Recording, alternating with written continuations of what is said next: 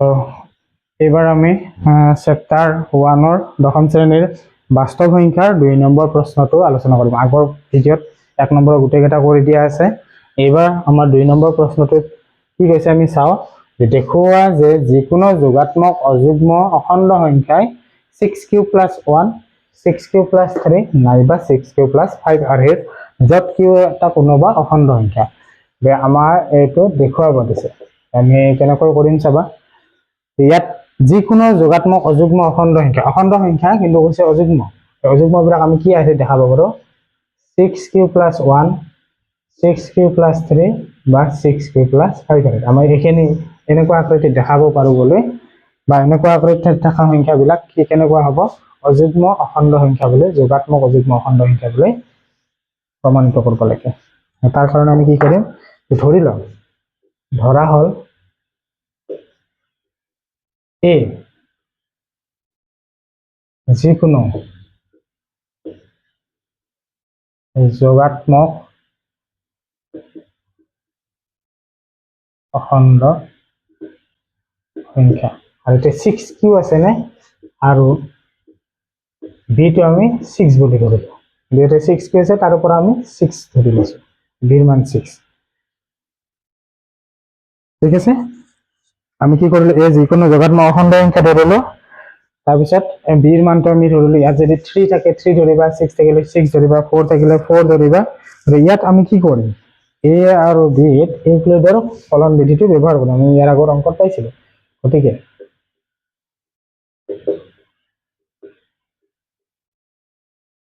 ইউক্লিডৰ ফলন বিধি সহায়ত আমি কি লিখিব পাৰিম a = কি আছিলে bq + r আছিলে। বিৰ মান আছে 6 গতিকে 6q + r আমি পাই গ'লো। a মানে bq আছিলে বিৰ মান আমাৰ 6 গতিকে 6q + r য'ত কি হ'ব qটো 0তকৈ ডাঙৰ 0 সমান আৰু r ৰ মানটো কি হ'ব r ৰ ভ্যালু কি হ'ব চাবা। r ৰ ভ্যালুটো আমি লেখাৰ আগতে এনেকৈ লিখিলোঁ। r ৰ ভ্যালু কি হয় bতকৈ সৰু হয়। বিৰ মান কিমান আছে 6 আৰু 0 আৰু 0তকৈ সমান। গতিকে কি হ'ব পাৰে 0 1 2 3 4 0 ভ্যালু কি হ'ব পাৰে 0 r ৰ ভ্যালুটো কি হ'ব পাৰে 0ৰ পৰা একদম 5 লৈকে 6তকৈ সৰু 0 1 2 3 4 5 এইকেইটা আমি r ৰ ভ্যালু পাব পাৰিম।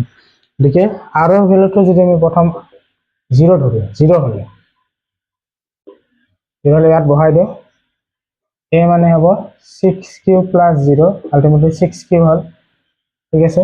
এতিয়া qটো আমাৰ কি 0তকৈ ডাঙৰ 0 সমান। 0 বহালে 0 পাবা, 1 বহালে 6 পাবা, 2 বহালে 12 পাবা, 3 বহালে 6 3 18 পাবা। এই qৰ ভ্যালু 0তকৈ ডাঙৰ বা 0 সমান যদি আমি ডাঙৰ সংখ্যাবিলাক বহাই দিওঁ ইয়াত কি পাবা যিটো এটা যুগ্ম সংখ্যা হ'ব। যুগ্ম অখণ্ড সংখ্যা বা যুগ্ম সংখ্যা। এটা 6 0 গুণ 0 6 2 6 গুণ 6 6 2 গুণ 12 6 3 গুণ 18 6 4 গুণ 24 যিবিলাক ৰিজাল্ট পাম এটাইবোৰ কি হ'ব এটা যুগ্ম সংখ্যা হ'ব। ঠিক আছে। ঠিক তেনেধৰণে r ৰ মান 1 r ৰ ভ্যালু আমাৰ 5 লৈকে আছে। 1 হ'লে a মানে হ'ব 6q + 1 এইটো কি হ'ব ইয়াত যিখিনি পাইছিল তাৰ লগত 1 যোগ কৰিলে কি হ'ব যিটো এটা অযুগ্ম সংখ্যা হ'ব। ঠিক আছে। তেনেকৈ r ৰ মান 2 হ'লে a মানে হ'ব 6q + 2। ঠিক আছে।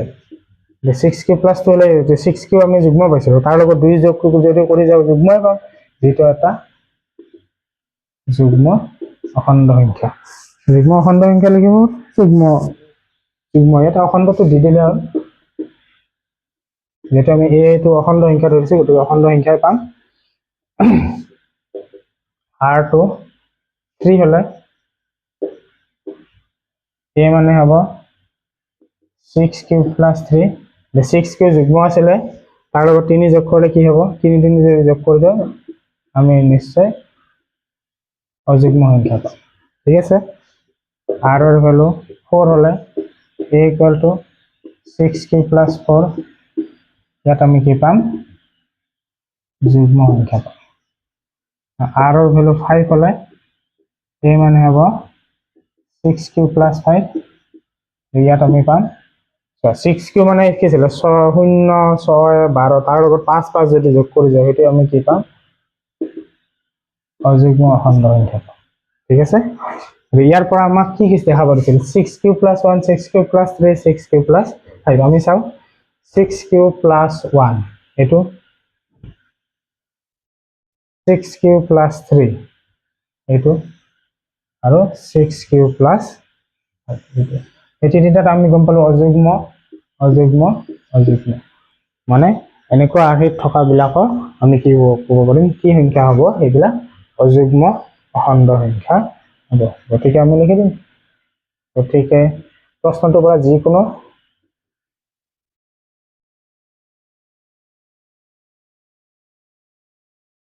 যোগাত্মক অযুগ্ম অখণ্ড সংখ্যাই 6 কিউ প্লাস 1 বা 6 কিউ প্লাস 3 নাইবা 6 কিউ প্লাস 5 আছে যত কিউ কিউ এটা কোনোবা অখণ্ড সংখ্যা হৈ গ'ল ইয়াৰ ক্ষেত্ৰত আমি কেনেকৈ লিখিছো আৰু এবাৰ মই ৰিপিট কৰি দি আছো যে ধৰা হল এ যিকোনো যোগাত্মক অখণ্ড সংখ্যা আমি ধৰি ললো বিৰ মান আমি 6 ধৰিলো ইয়াতে 4 থাকিলে 4 ধৰিবা 3 থাকিলে 3 ধৰিবা ঠিক আছে ইয়াত ইউক্লিডৰ কলন বিধি ব্যৱহাৰ কৰিলে a = b q plus r আছিল বিৰ মান 6 দিয়েতে হ'ব 6 কিউ প্লাস r কিউৰ ভ্যালু 0 তকৈ ডাঙৰ r ৰ ভ্যালু হ'ব 6 তকৈ সৰু 0 ৰ সমান 0 1 2 3 4 5 এটা ভ্যালু হ'ব পাৰে r ৰ মান আমি 0 বহালো 0 বহাই ইয়াতে গম পালো যে এইটো যুগ্ম সংখ্যা এই 1 হলে অযুগ্ম 2 প্লাস কৰিলে যুগ্ম 3 প্লাস কৰিলে অযুগ্ম 4 প্লাস কৰিলে যুগ্ম 5 প্লাস কৰিলে অযুগ্ম বিকে আমি লিখিব পাৰিম যিকোনো যোগাত্মক অযুগ্ম অখণ্ড সংখ্যা 6 কিউ প্লাস 1 নাইবা 6 কিউ প্লাস 3 নাইবা 6 কিউ প্লাস 5 আহে এইটো তোমালোকে দুবাৰমান লিখি চাবা মনত ৰৈ যাব